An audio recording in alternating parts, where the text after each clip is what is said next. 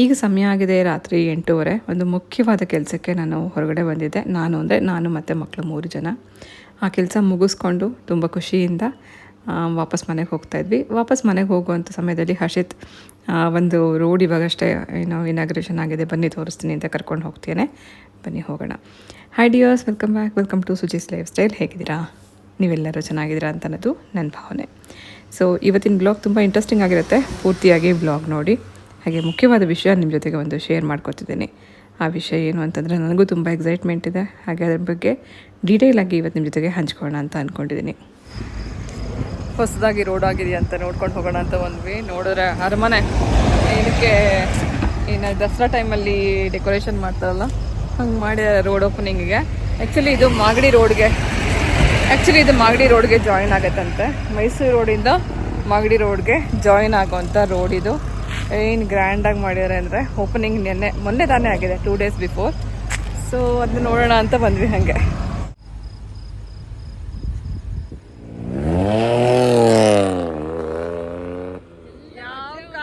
ಯಾವ ರೇಂಜಿಗೆ ಓಡಿಸ್ಕೊಂಡು ಹೋಗ್ತಿದ್ದಾರೆ.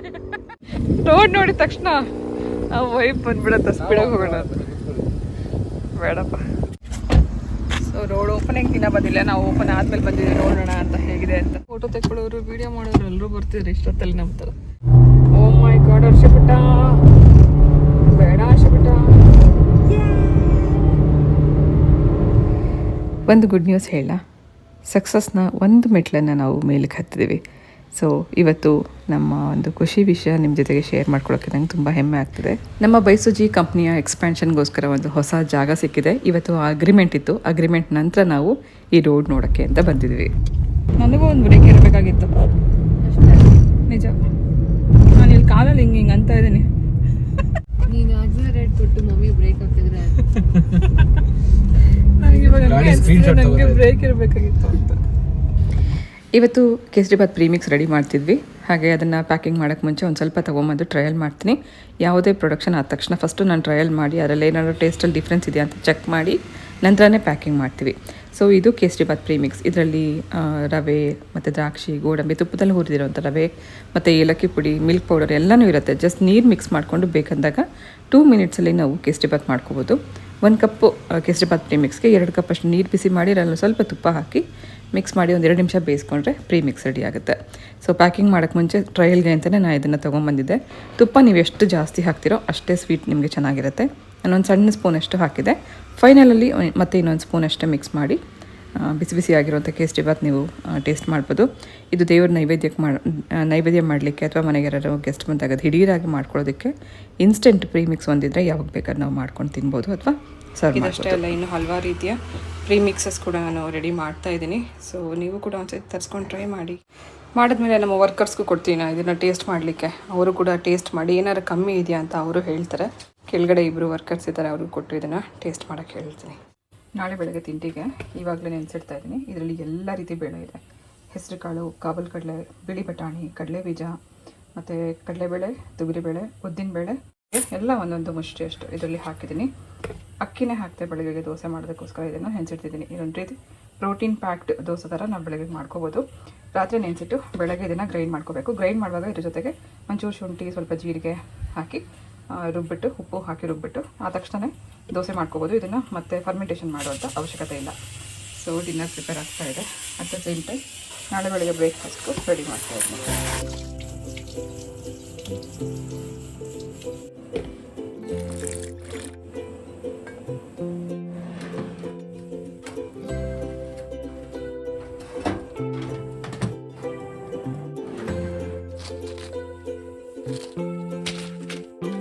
ಬೇಳೆ ಬಾತ್ ಮಾಡಿದ್ದೆ. ನೆಂಚ್ಕೊಳ್ಳೋದಕ್ಕೆ ಈ ಥರ ಬೇಳೆಯಲ್ಲಿ ಹಪ್ಪಳ ಮಾಡಿದ್ದೀನಿ.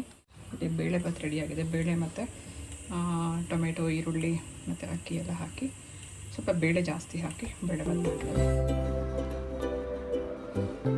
High dears, good morning. ಇತ್ತೀಚೆಗೆ ಹೊರಗಡೆ ತುಂಬ ಓಡಾಡ್ತಾ ಇದ್ದೀನಿ. ಇವತ್ತಿಲ್ಲಿ, ನಾಳೆ ಇನ್ನೆಲ್ಲೋ. ಸೊ ಈ ಓಡಾಟದ ಮಧ್ಯದಲ್ಲಿ ಮನೆ ಕೆಲಸ ಮತ್ತು ನಮ್ಮ ಫ್ಯಾಕ್ಟ್ರಿ ಕೆಲಸ ಪ್ರತಿಯೊಂದು ನಡೀತಾ ಇದೆ. ಎಲ್ಲೆಲ್ಲಿ ಓಡಾಡ್ತಾ ಇದ್ದೀನಿ, ಏನೇನು ಮಾಡ್ತಾಯಿದ್ದೀನಿ ಪೂರ್ತಿಯಾಗಿ ಇವತ್ತಿನ ಬ್ಲಾಗಲ್ಲಿ ನಿಮ್ಮ ಜೊತೆಗೆ ಶೇರ್ ಮಾಡ್ತಾಯಿದ್ದೀನಿ. ಇದು ತುಂಬ ಹೆಣ್ಮಕ್ಳಿಗೆ ಮೋಟಿವೇಟ್ ಮಾಡ್ಬೋದು, ಹಾಗೆ ತುಂಬ ಎನ್ಕರೇಜ್ ಮಾಡ್ಬೋದು. ನಾವು ಏನಾದ್ರು ಮನೆಯಿಂದ ಕೂತ್ಕೊಂಡು ಮಾಡ್ಬೋದು ಅಂತ ಉತ್ಸಾಹ ಕೊಡ್ಬೋದು. ಸೊ ಪೂರ್ತಿಯಾಗಿ ವ್ಲಾಗ್ ನೋಡಿ. Hi friends. ಚೆನ್ನಾಗಿದೆಲ್ಲ, ಬಿಸಿಲು ಇಲ್ಲ, ಮಳೆನೂ ಇಲ್ಲ, ಮೋಡ ಮಾತ್ರ. ಮಳೆ ಬರಬೇಕಾಗಿದೆ ಮಳೆನೇ ಇಲ್ಲ, ಕೂಲ್ ಆಗಿದೆ ವೆದರ್. ಎಲ್ಲ ನಾರ್ತ್ ಇಂಡಿಯನ್ಸು ಈ ಬೆಂಗಳೂರು ವೆದರ್ ತುಂಬ ಚೆನ್ನಾಗಿದೆ ಅಂದ್ಕೊಂಡು ಈ ಸರ್ತಿ ಬೇಸಿಗೆ ಅದು ಹಿಂಗಿತ್ತಂತಂದ್ರೆ ಎಲ್ಲಿಗೂ ಸಾಕು ಬೆಂಗಳೂರು ಅಂತ ನಂಗೆ ಆಗ್ಬಿಟ್ಟಿತ್ತು. ಯಾಕಂದರೆ 2 ವರ್ಷದಿಂದ ಇತ್ತೀಚೆಗೆ ತುಂಬ ಬಿಸಿಲು ಜಾಸ್ತಿ. ಎ ಸಿ ಇಲ್ದಿರೋರು ಇರೋಕ್ಕೆ ಆಗಲ್ಲ. ನಮ್ಮ ಹತ್ರನೇ ಎ ಸಿ ಇಲ್ಲ. ನಮ್ಮ ಹತ್ರನೇ ಎ ಸಿ ಹಾಕ್ಸೋಕ್ಕಾಗಲ್ಲ. ಬಟ್ ಬೇಸಿಗೆ ಬರೋದೇ ಬೇಡ, ಹಿಂಗೆ ಇಲ್ಲಿ ಅನ್ಸುತ್ತೆ. ಒಂದು ಕಂಪನಿ ಕಟ್ಟೋದಕ್ಕೆ ಎಷ್ಟು ಕಷ್ಟ ಇದೆ ಅಂತಂದರೆ ಒಂದೊಂದೇ ಸ್ಟೆಪ್ ನಾವೇ ಇದನ್ನ ಏನು ಮಾಡ್ತಿದ್ದೀವಿ, ಎಕ್ಸ್ಪೀರಿಯನ್ಸ್ ಮಾಡ್ಕೊಂಡು ಮಾಡ್ತಿದ್ದೀವಿ. ಒಂದು ಕಂಪನಿ ಕಟ್ಟಿರೋರ್ದನ್ನ ನಡ್ಸ್ಕೊಂಡು ಹೋಗೋದು ತುಂಬ ಸುಲಭ. ಬಟ್ ಅದನ್ನು ಹುಟ್ಟಾಕೋದಿರ್ಬೋದು, ಫ್ರಮ್ ಸ್ಕ್ರ್ಯಾಚ್ ಮನೆಯಿಂದ ಸ್ಟಾರ್ಟ್ ಮಾಡಿ ಅದರಲ್ಲಿ ಸ್ವಲ್ಪ ನಾವು ಡೆವಲಪ್ ಆಗಿ ಒಂದು ಕಂಪ್ನಿಯಿಂದ ಜಾಗ ತೊಗೊಂಡು ಅಲ್ಲಿ ಇನ್ವೆಸ್ಟ್ ಮಾಡೋದೆಲ್ಲ ಇದೆಯಲ್ಲ, ತುಂಬ ಕಷ್ಟ ಇದೆ. ಸೊ ಒಂದೊಂದಾಗಿ ನಾವು ಕಲಿತಾ ಇದ್ದೀವಿ, ಮಾಡ್ತಾ ಇದ್ದೀವಿ. ನಮ್ಗೆ ಯಾರು ಗುರು ಇಲ್ಲ, ಎಕ್ಸ್ಪೀರಿಯನ್ಸೇ ನಮಗೆ ಗುರು.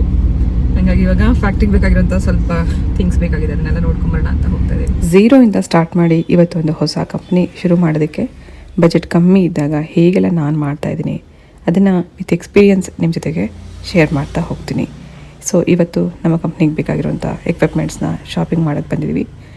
ಬನ್ನಿ ತೋರಿಸ್ತೀನಿ. ಇಂಡಸ್ಟ್ರಿ ಎಕ್ವಿಪ್ಮೆಂಟ್ಸ್ ಎಲ್ಲ ಇಲ್ಲಿ ಸಿಗುತ್ತೆ. ನಮ್ಗೆ ಗೊತ್ತಿರೋರ ಫ್ರೆಂಡ್ ಇದೆ, ಅಲ್ಲಿಗೆ ಬಂದಿದ್ದೀವಿ. ನಮ್ಗೆ ಏನಾದ್ರು ಯೂಸ್ ಆಗೋ ಥರ ಸಿಗುತ್ತಾ ಅಂತ ನೋಡೋಣ ಅಂತ ಹೇಳಿ.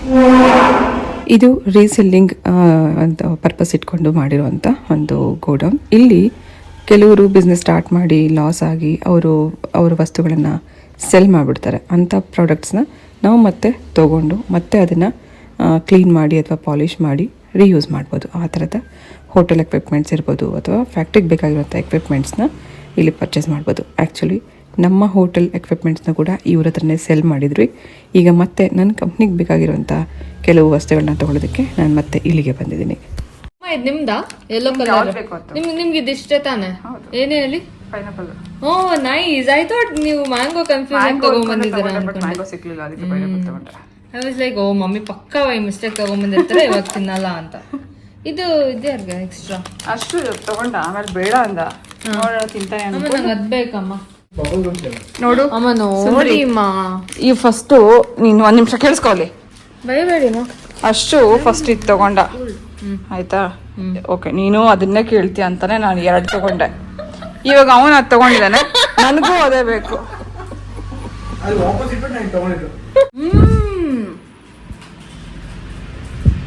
ನಮ್ಮ ಮನೇಲಿ ಹೆಂಗಂತ ಮುಂಚೆಯಿಂದ ನಂಗೆ ಗೊತ್ತು, ಒಂದೇ ವಸ್ತುಗೆ 2 ಜಗಳ ಆಡ್ತಾರೆ, 2 ಅಷ್ಟೇ.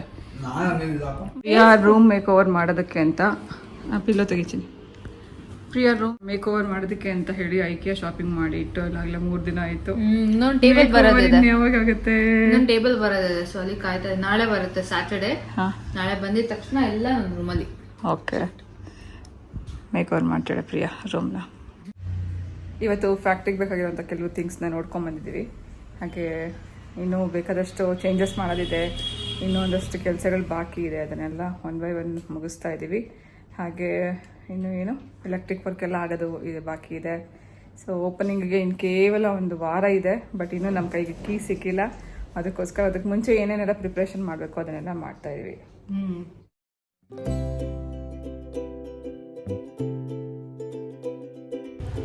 ಇಲ್ಲಿಂದ ಪ್ರಿಯಾ ಹಂಗೇರಿಗೆ ಹೋಗಬೇಕಾದ್ರೆ ತುಂಬ ಚೆನ್ನಾಗಿದ್ಲು. ಆದರೆ ಅಲ್ಲಿಂದ ವಾಪಸ್ ಬಂದಮೇಲೆ ಏನಾಯಿತು ಅಂತ ಗೊತ್ತಿಲ್ಲ. ಸ್ವಲ್ಪ ಅವಳಲ್ಲಿ ಹೆಲ್ತಲ್ಲಿ ಏರುಪೇರು ಕಾಣಿಸ್ಕೊಂಡಿತ್ತು.